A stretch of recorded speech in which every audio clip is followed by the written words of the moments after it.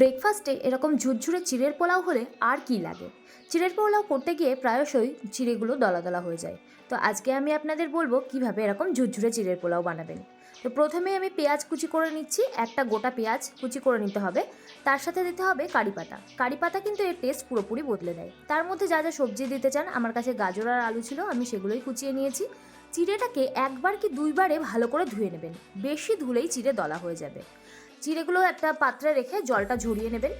তারপরে দেবেন কড়াইতে তেল অল্প করে, তার মধ্যে দিয়ে দিতে হবে সর্ষে, কারি পাতা, শুকনো লঙ্কা ফোড়ন, আর তার মধ্যে দিয়ে দেবেন কিছু রসুন কুচি।